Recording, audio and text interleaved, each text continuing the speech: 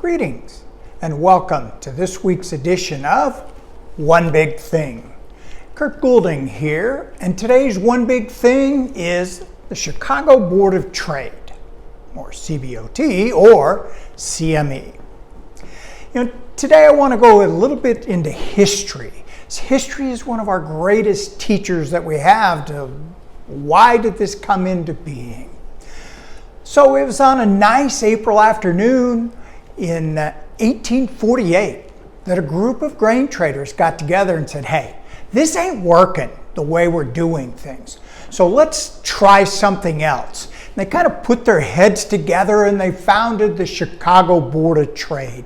Now the Chicago Board of Trade started out as a to-arrive contract, 45 days out into the future, and ultimately it kind of evolved into a futures contract where they started incorporating months that had to do with marketing, seasons, and what have you, and that it became to where you could enter and exit. But the whole idea behind the Chicago Board of Trade was to create a manner that an efficient, transparent method of price discovery. Wow. And it was fantastic. In fact, they started out and came up with the standardization of weights. Because prior, everybody's scale was different. Then they also came up with a standardized weight. They came up with the bushel for grains. Why? No idea. But that's what they came up with, was a volume as opposed to a weight. And then they came up with, corn ain't corn or wheat ain't wheat. So they started looking and saying, okay, let's create a grade standard so that if I buy number 2 yellow corn, I know what I'm getting. And it goes that way. And so this was really innovative. It was a fantastic program. And as it went along, and it became a place for buyers and sellers to come together and discover price. And then comes in the 90s. Suddenly, no, that wasn't good enough to have open outcry. No, we need to start doing electronic order entry. And so the days of taking an order over the phone or having it wired down to the exchange and it put on a piece of paper, torn off, handed to a runner that walked fast to the pit, stood behind their broker, handed that order, and sellers sold and buyers bought.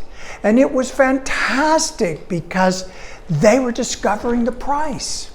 And as we went along, it's doing good, but then this electronic order entry came about, and we didn't need all these people, and suddenly it's all happening on the computers.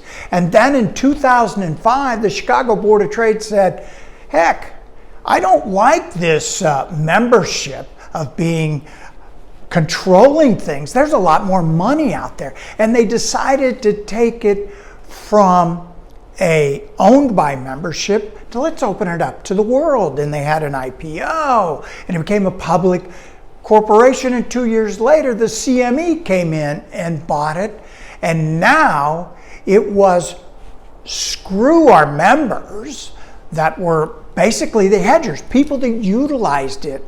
Instead it became Las Vegas in Chicago and the biggest crap game going, and they attracted all these hedge funds and all these other people into trading, and with just hitting enter ain't no big deal.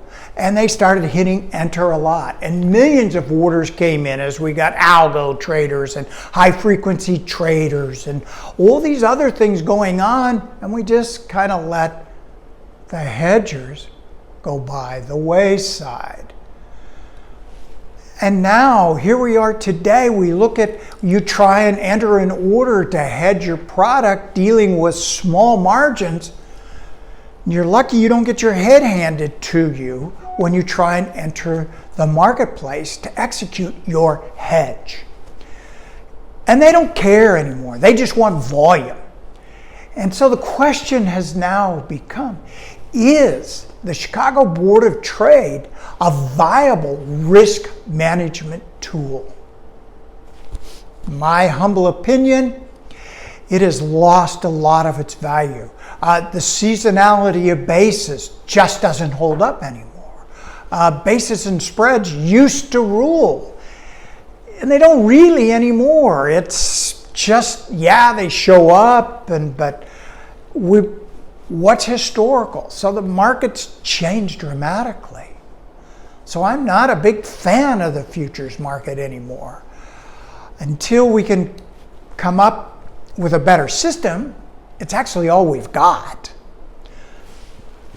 So we'll just have to deal with it.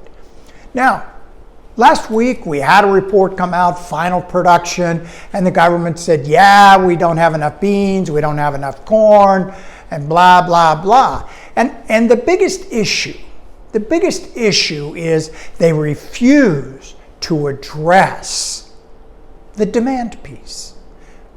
There's a lot of corn that's not going to be demanded. Prices are high. It's already cheaper to feed wheat out in the southwest part of the country where all the feedlots are. So that's going to displace more corn. So while you may want to get bullish, I don't think so. I think we're trading range. So 6.25 to 650, 675. I mean, that's a big trading range. And you just pick your month. And the December needs to go a lot lower. However, where prices are, it has to hold up high. It's got to buy more acres. Now, we can't forget about what's going on in Brazil. Brazil is now $11 a ton into Asia, cheaper than the U.S. But, don't let common sense get in the way of a good crop game. So anyway, we'll see you again in a week. In the meantime, happy trading.